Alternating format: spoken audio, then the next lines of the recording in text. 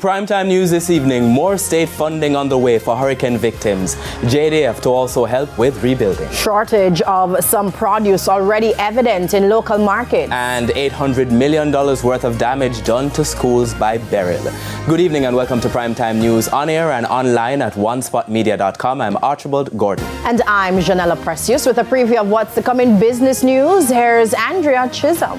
Janella, almost every sector has been impacted by Beryl, and the state-owned oil refinery Petrojam is warning that some fuel prices may go up. I'll have that and more in the business day. Thank you, Andrea. And Spencer Darlington has a preview of what's to come in Primetime Sports. There's sports now, right? Because of hurricane. Yes, indeed. We're back to normality. Thank you, Archie. Well, there was one Jamaican victory at the International Track and Field meeting in Hungary today. That was recorded by a newly minted national champion. We'll tell you more in Primetime Sports later. And what did he say about Julian Alfred? Oh, okay.